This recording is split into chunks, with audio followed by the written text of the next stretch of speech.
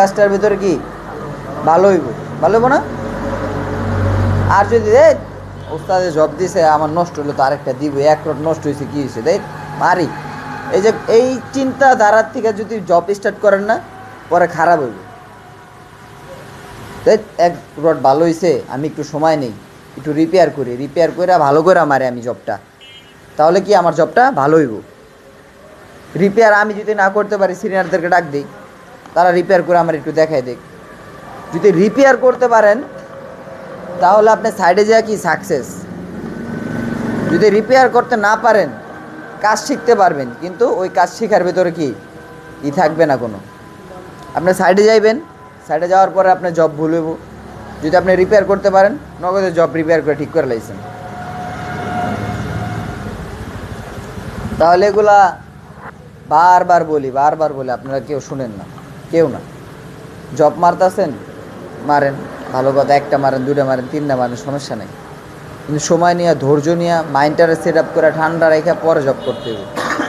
আপনার মাইন্ড ঠিক নেই, মেজাজ দিমাগ গরম হয়ে রয়েছে, হট হয়ে রয়েছে, কেউ ভালো কথা কইলেও তার কথা ভালো লাগতেছে না, তখন যদি ওই অবস্থায় আপনি জব মারেন, জব আমার ওস্তাদ আমারে বলতো, আমার সিনিয়র যে ব্যাচ ছিল তারা বলতো, আমলে নিতাম না, প্রচুর ফাজেল ছিলাম ভাই। এখন বুঝতেছি যে না, তখন যদি আরও ভালোভাবে নিতাম তাহলে আজকে আরও ভালোভাবে কি নিজের উপরে নিতে পারতাম। তো সবাই ভাই একটা জিনিসই খেয়াল করবেন যে কাজ শেখার সময় নিজের সবটা দিয়ে চেষ্টা করবেন, আমরাও আছি, ঠিক আছে?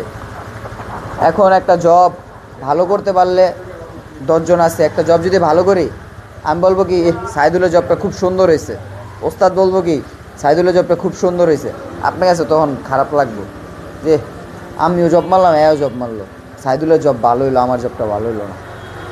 তারপরে যেই ব্যাচ আছি, ব্যাচের ভেতরে কি কম্পিটিশন থাকা লাগবো, যে ওর থেকে আমার ভালো মারতে হইব। অনেক বাজে মারতো, এখন ভালো মারো না, এমন ভালো মারে না এখন ওরা। তো এরকম চেষ্টা চালাই যেতে হইব, ধৈর্য হারাওয়া যাব না। একটা সময় গেলে তখন আপনি বুঝতে পারবেন যে আমি কি শিখছি। সময় না গেলে কিন্তু বোঝা যায় না, সময়ের পরেই আহে কি ভালো সময়।